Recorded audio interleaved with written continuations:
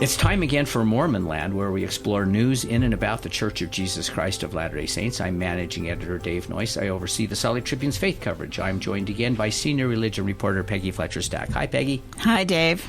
We remind you about another way to support Mormon Land. Just go to patreon.com, where with a small donation, you can access all of the Tribune's faith coverage, ad-free podcast episodes, and the full Mormon Land newsletter.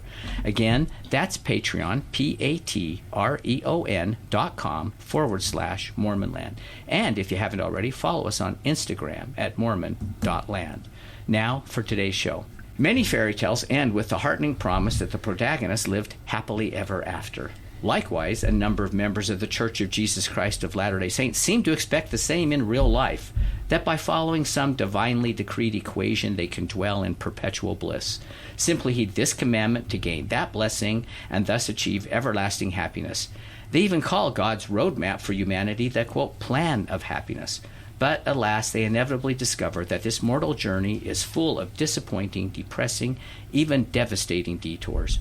Even God, Latter-day Saint Scripture notes, gets sad and, quote, weeps. And a biblical messianic prophecy points out that Jesus himself was a, quote, man of sorrows. Such was life as well for the prophets of yesterday and still is for their followers today. Latter-day Saint writer Natalie Brown brings her voice to this discussion in her new book, After Happiness, Living with Faith in a Time of Crisis. Brown, a Salt Lake Tribune guest columnist, calls on readers to develop a deeper, richer, more resilient faith amid life's trials and uncertainties. She joins us today in studio. Natalie, welcome. Hello, it's great to be here. So glad to have you here in town. Okay, Natalie, why did you write this book? About maybe a year and a half or 2 years ago, I actually told you that I needed to step back from writing quite so frequently from the Tribune. And that was because I was feeling a huge amount of grief at our political polarization, as well as the loss of my church community. Changes in my area meant that there are very few kids left in my ward.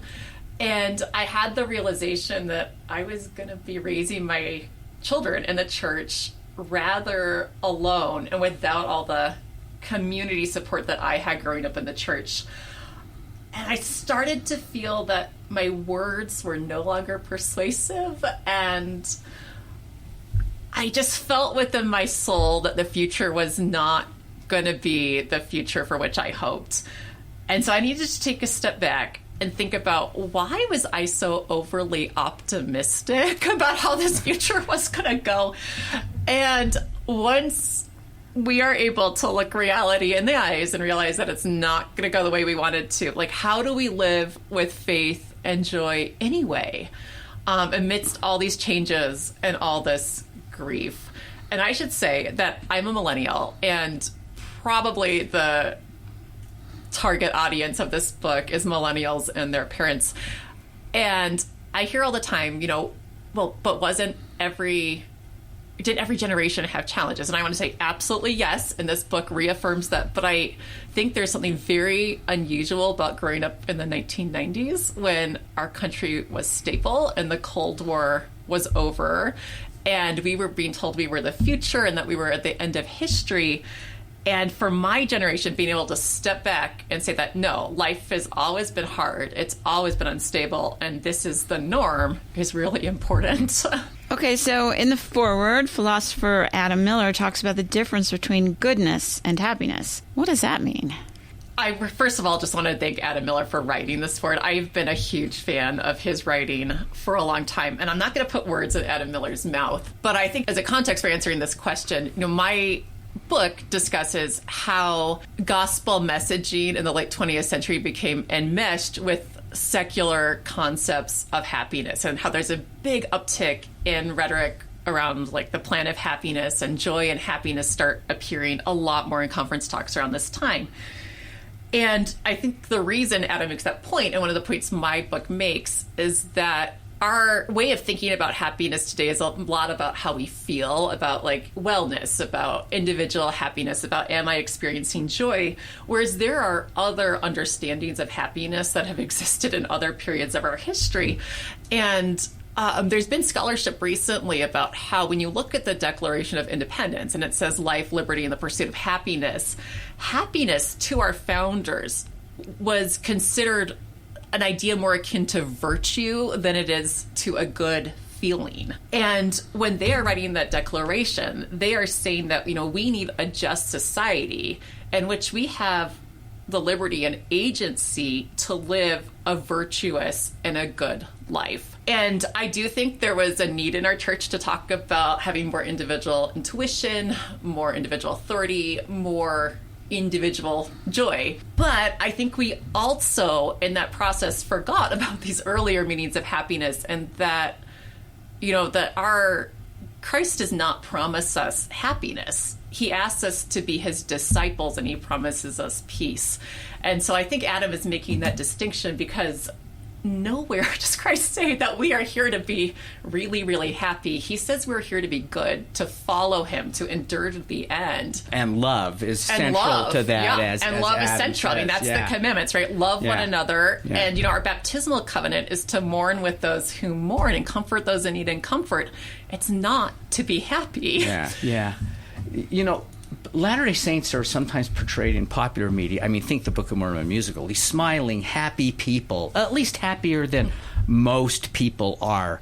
Let me just ask you now, do you think Latter-day Saints are happier than most people? I actually think they are. So I do think they are. And I was actually talking to a non-member friend about why this is the case. And he's like, I think it's a lot because there's less alcoholism. And there's more of a community safety net in this church. And I think that's really true.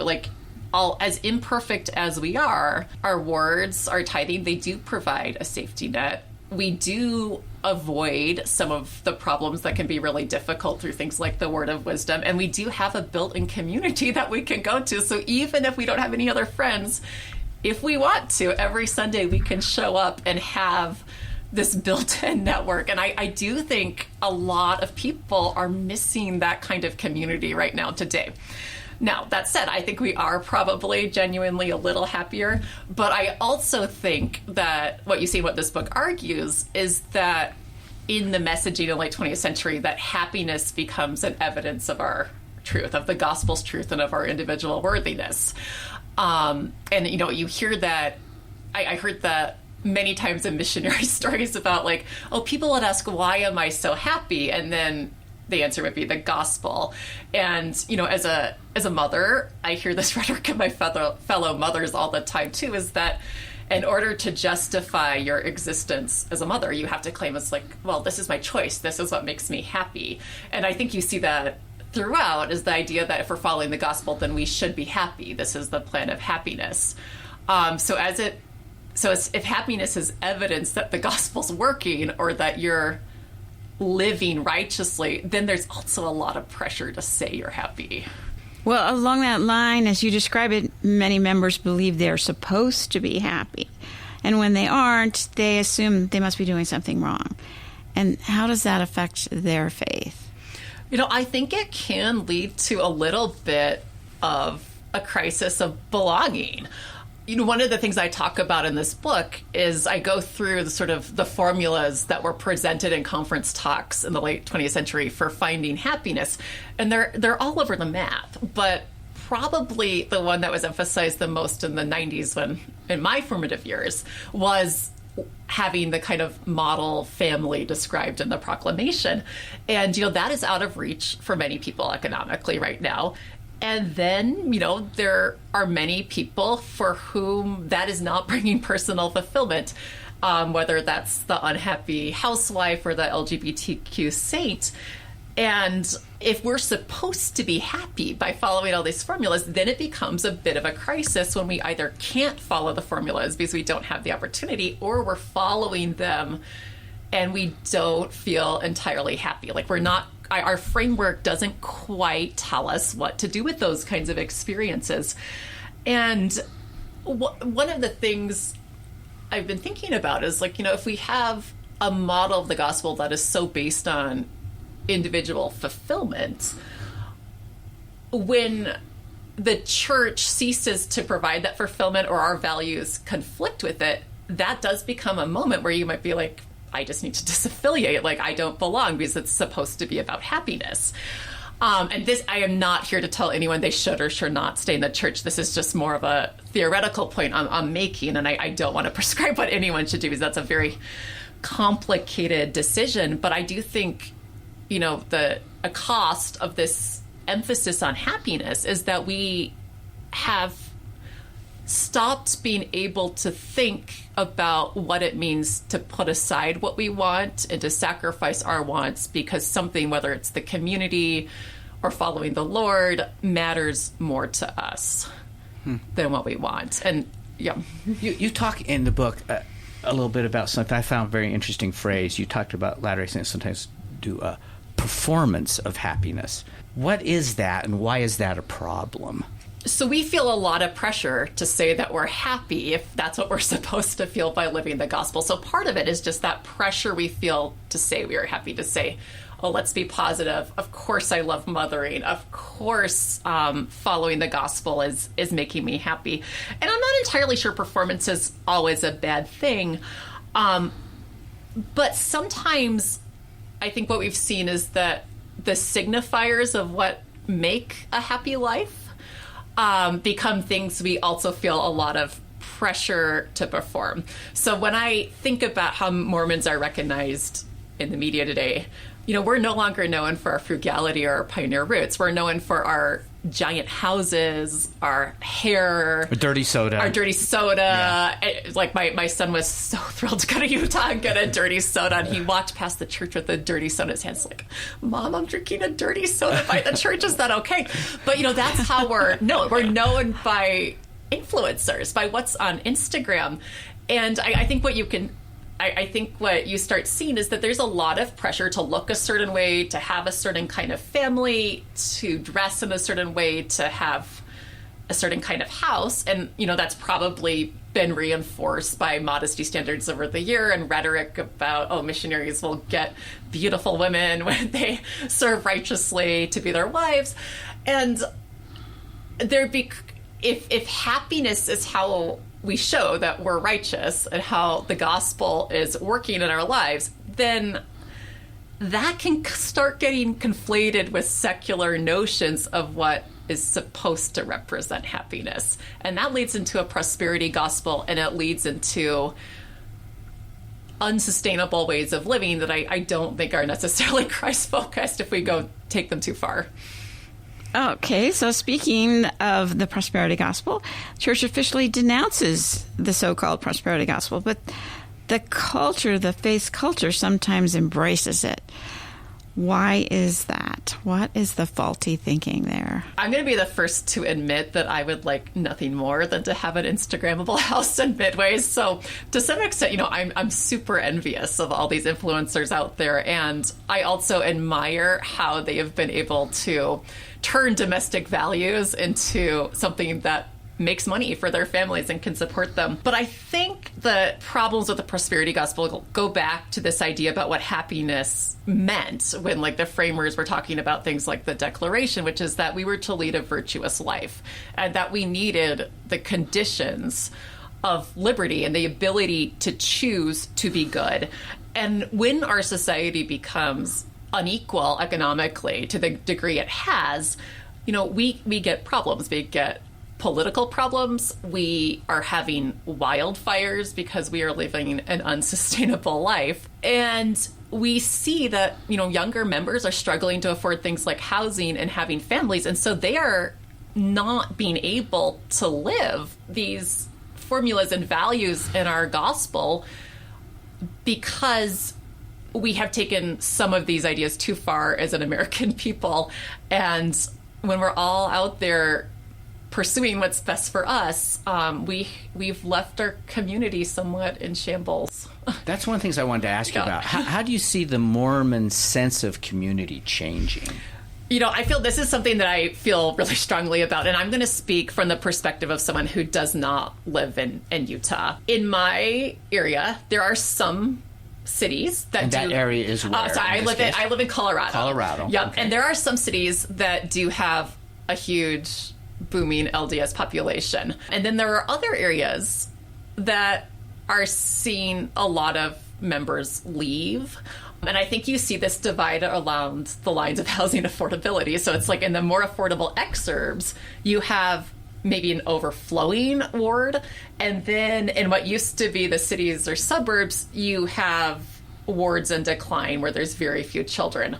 And I think these are flip sides of the same problem, is that when people cannot afford to have families or cannot afford housing, you lose the ability to have a lot of that programming that we all valued. And it's a real cost when parents are having to spend most of their time commuting into work, or when everyone has to have two incomes, because that's time that you cannot spend on church. So in my community, I see these changes, and I am frankly troubled by them. I don't have an answer to them, and of course I'm not blaming anyone who can't afford to live these prescriptions that were in the proclamation.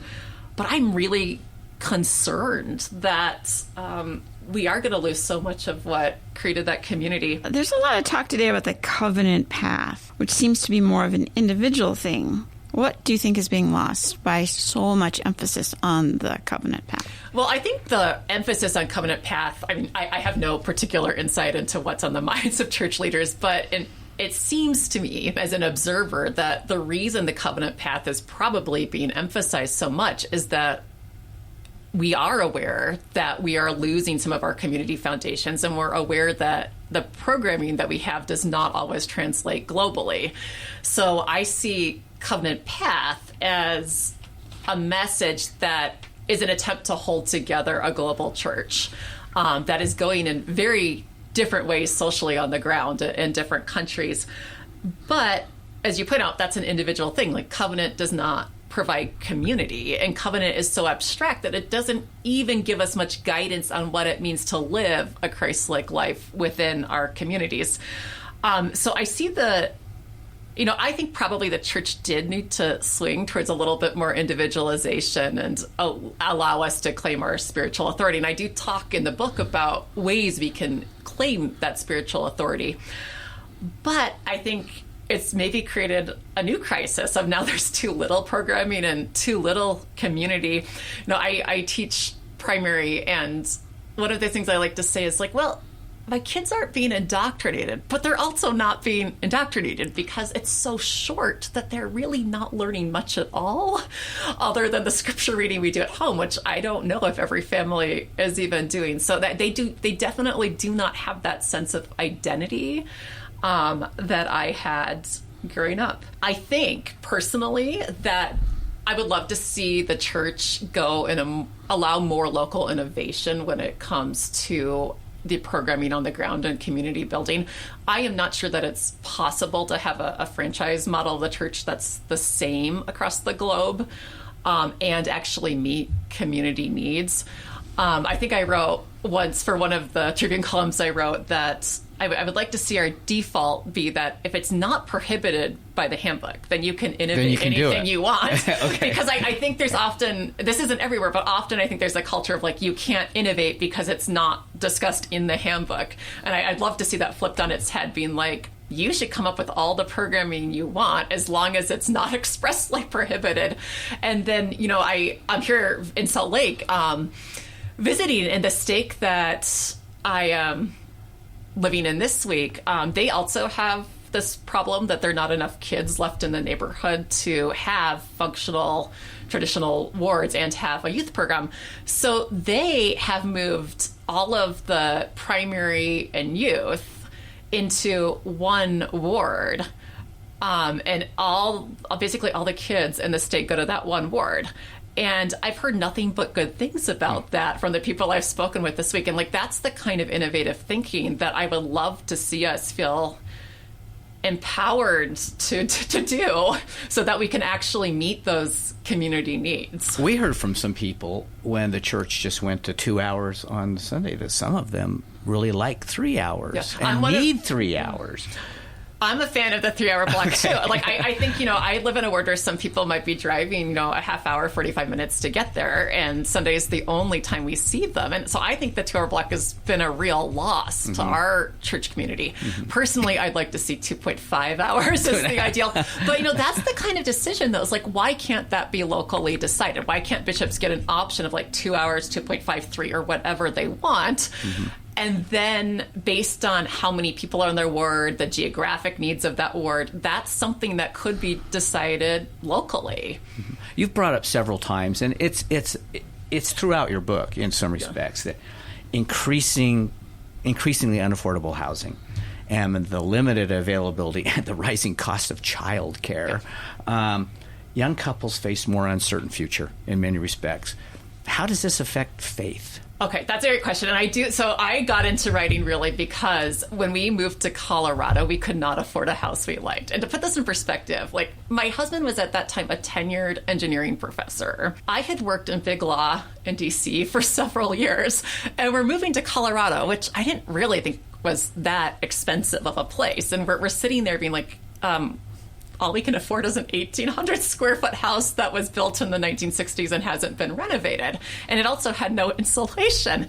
And so I was so upset about this topic that I went back to Columbia University and I finished my PhD on authors who had precarious housing situations and how that impacted their work. Interesting dissertation, yes. Yeah, so this is really, and this I think really is what drove a lot of my early Tribune articles too, and it just sort of, I think this problem hit Colorado just a few years before it really exploded in Utah. And now I talk to people in Provo who are like, yeah, there's like no more families in my ward, or like we're really shrinking. So this problem is now everywhere. And I don't necessarily see it changing in the near term. And so I do think it can create a lot of confusion when people are like, I expected that my life was going to go in one way, that I was going to get married, have a house, and then that script becomes unavailable. And I don't want to speak for the young people going through this because I am sadly no longer that young. But when I look at the youth today, I see that I think a lot of them have rejected some of the formulas that I grew up with and are just kind of creating their own gospel as they go. And I think they've had to do that because they look and they just see that I'm not going to be able to like be a stay-at-home mother. And they've had to just innovate and be comfortable with trying to apply the gospel principles in a way that actually meets their own reality. So what do you think the church could do to help these young families? Okay, so I'm going to say that I am somewhat of a pessimist that we're going to have a real solution to that. Some of the ideas I've liked that I've heard are turning more buildings into community centers where, people could come and bring their children to play, or that could meet other needs. We hear that a lot here, of course, because there's enough people. There's so many do chapels, and that could be a child care center. Yeah, that could be a child care center. Yeah. So I think, and maybe in areas where there's a critical mass, that's a great idea. I think the problem that words like mine face is that as much as I would love this, there's no one to staff it. Like the people aren't there. So it might be that these solutions have to be somewhat local. In some places, it might make a lot of sense to have the chapel double as a community center. And then other ideas I've liked have also been local solutions, such as, creating a designated children's ward. So again, this is partly why I think we need more local flexibility, is that every geographic area of the church is going to have a slightly different problem.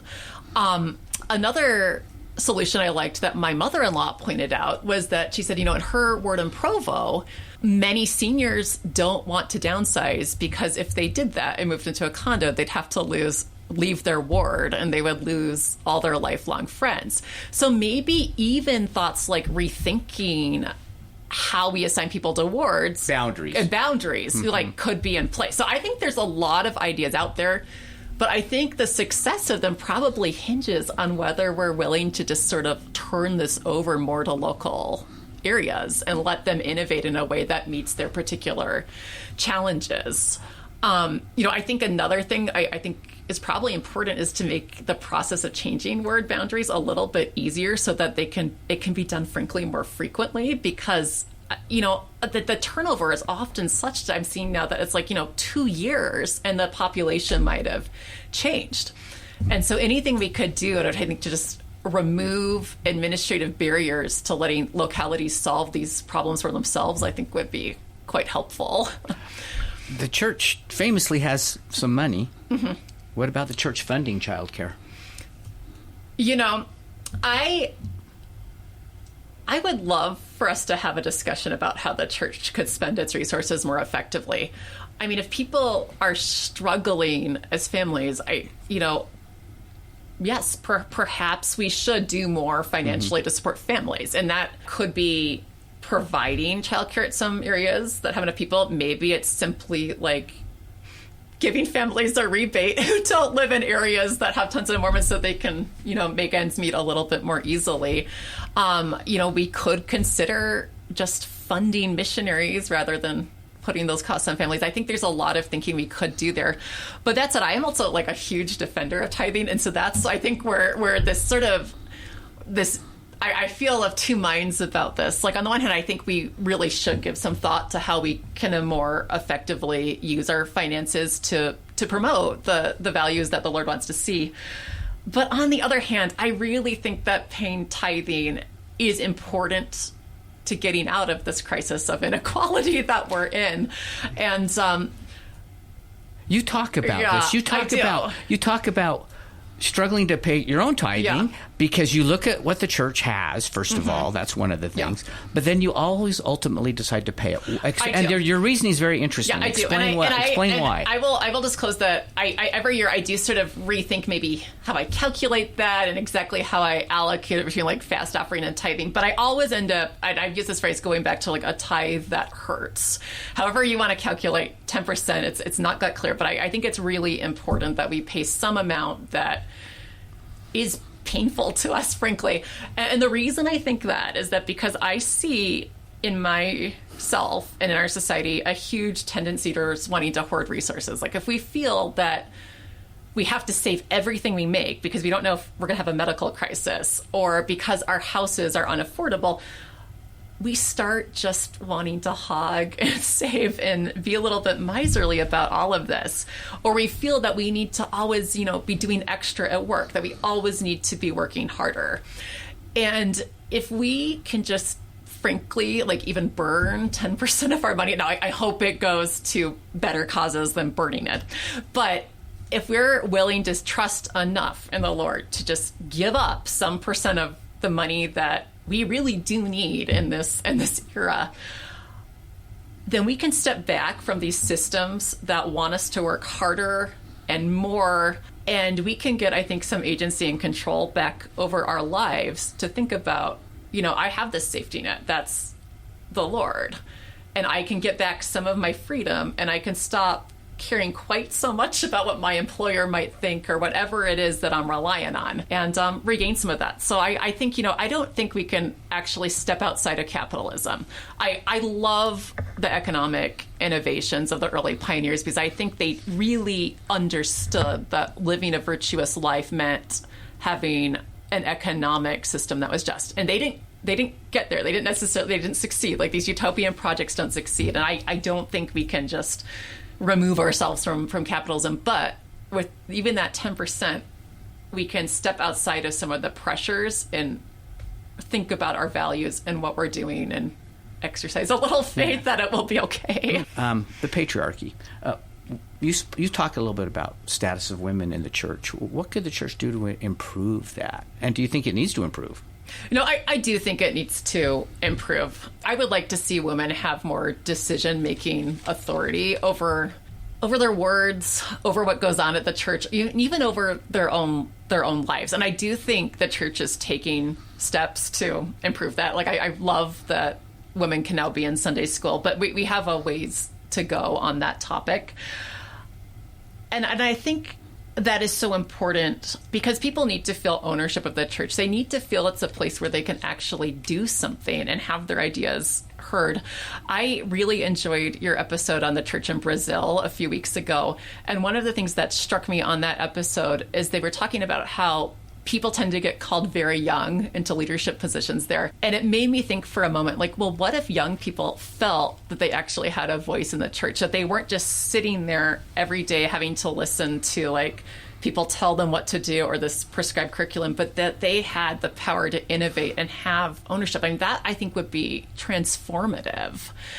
And I would love that. You've talked a little bit about this already, but are the values and ideals spelled out in the Family Proclamation still relevant? So I've had a shifting relationship to the Family Proclamation over time. So when I was a young woman growing up in the 90s and it came out in 1995, it felt very restrictive to me. And I think that was probably a proper response as a young woman for whom motherhood was still, I don't know, like 15 years away. I mean, motherhood is only going to probably be about a third of my life. And so I wanted a different message at that stage of my life, and one that met me where I was as someone who was a long ways from becoming a mother at that time. But I will also say that, I am a parent now, and I have realized that caregiving is so much work, and that what caregivers do it can't be replicated. There's literally not enough childcare providers to raise all of our kids, even if we had all the money to do it. And so I find myself as I'm getting older regretting that more families cannot make the choice to have a primary caregiver. And even though I would like to see us have a little bit more flexibility with like the gender of who gets to stay home and maybe not have it be quite so rigid in that way, that idea though that caregiving matters, and it matters enough that it should be supported, I think is really critical. And I think there's a lot of just regret and nostalgia in my mind for an era in which it could be assumed that this was a model of the family that was readily attainable for at least large portions of the membership. And it's funny, I think my feminism has also evolved to thinking that the problem is not so much that women are at home, but that we're not compensating caregivers in any way. Like, you don't get Social Security credits. You're not given the security in exchange for the real work that is. And I just toured the Museum of Utah, and I saw that in the Museum of Utah there were buttons from the 1970s for women campaigning to compensate caregivers. So I don't have a lot of optimism that we're going to get there, but I do feel a lot of regret that these choices are not more available. So, Natalie, some of your ideas and critiques have been around for a long time. Yeah. I've definitely heard the pressure to conform at church in the 60s and the 70s and the 80s. Yeah. So what do you think is unique? What is your unique perspective on this or contribution? Yeah. So I think what I really like about my book is that it goes through sort of the history of how we got here and contextualize it historically. But then what I love is actually the last part of my book, in which I reread the Book of Mormon and talk about how Nephi is not the youthful, valiant he is a keeper of the commandments, but he's not the figure of LDS art that we have. Nephi does not just follow the commandments and then have a happy life. Grant Hardy, I think, was the first person to really, at least person to my knowledge, to observe that the Nephi who writes the Book of Mormon is a middle-aged to elderly man who's writing knowing that his family has fallen apart and that Jerusalem has collapsed. And I think in this moment in history, to be able to look at our scriptures and realize that they are directly speaking today is really important. And to be able to see that, these Book of Mormon heroes were not just following checklists, they were confronting the total collapse of their religion and their society. And they had to have the faith and courage to follow the Spirit into something they didn't fully understand. And that, I think, is where the real contribution of this book is that we need to acknowledge how we got here. And then I think we need to be able to go through a mourning process and be sad for what we've lost, but also start acknowledging how maybe we were parts of the problems and could do better, and then be ready to confront this unknown.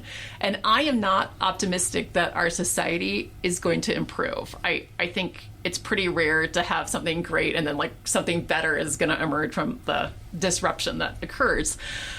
But that's been most of history, and we can look at these scriptures and our forefathers and understand how they were able to move forward, even knowing that the changes that they probably hoped for, the society that they wanted to see, was not going to happen.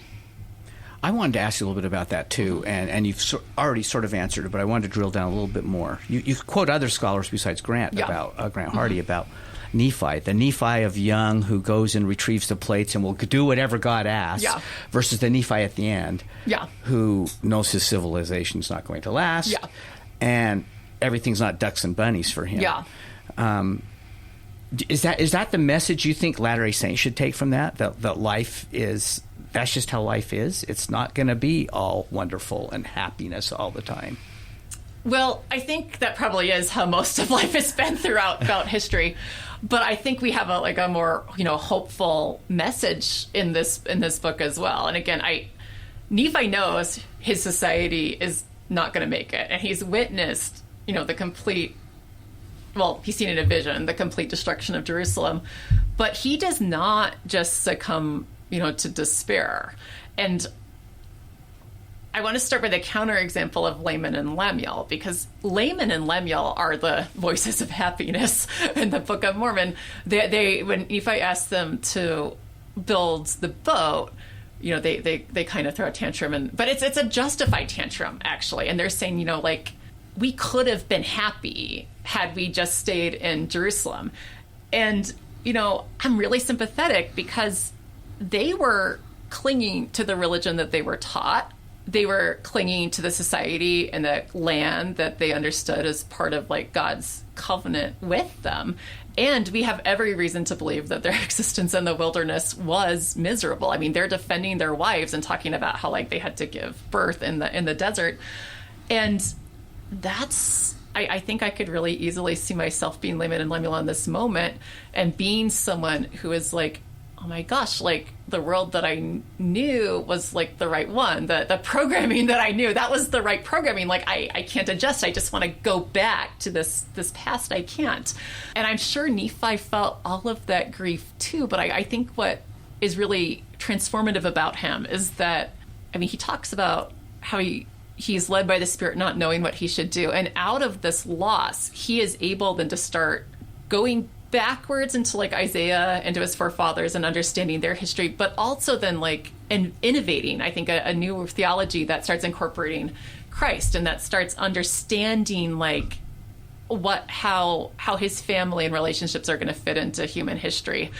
And I think we should feel somewhat hopeful about that, not in that we're going to succeed as a country or as a church, or that our families are going to be perfect. Nephi's was about as bad as it could be, but he comes up with this idea of tender mercies, and we quote that all the time. He's even though most of his life is just going to be this ordinary drudgery of building a new society and dealing with his family who hates him, that there will be these tender moments, and the Lord will be with us. And I love his prophecy too, that he sees our days, and he says, there's really, I think he says there's only really two churches, right? There's those who's following the Lord and those who aren't. He's there's not going to be very many people following the Lord, but they are going to be everywhere. And I think once we confront maybe the realism if we believe what he saw, then there's not going to be very many of us, and this is probably not going to go very well, but we can have those tender mercies and that hope and that love that can pull us through. And I know, I just love Nephi. Is that last question now, is that the message you hope people take from your book? I do hope that's the message I take from my book, is that even though this is going very poorly, I have been able to feel at peace, and even, I will say, happy, as I have focused on building relationships and just continuing that everyday work of showing up, being kind, and also this book talks a lot about my father, who became disabled when I was in high school, and he lost his profession. And that's a tremendous, thing to lose. And as I'm able to look back at history of, my father and the scriptures and the prophets and all these other generations, we can see ourselves as part of this story that's both historical but also bound by our relationships and our ability to touch each other. And to me, that's such a powerful message that it might not go well, but we can keep loving and keep showing up and keep doing what we can. And maybe we just have to let go of our expectations that all of our efforts are going to lead to the changes we want, but they can change us and they can change the people that we encounter. Thank you. The name of the book again is After Happiness, Living with Faith in a Time of Crisis. Natalie Brown, thanks for joining us. Thank you. And thanks to Peggy Fletcher-Stack. Always a pleasure. And to our producer, Jose Davila. We remind our listeners that they can keep up on all the happenings in and about the church by subscribing to the Salt Lake Tribune's free Mormon Land newsletter. Just go to sltrib.com to sign up, and we'll talk again next time on Mormon Land.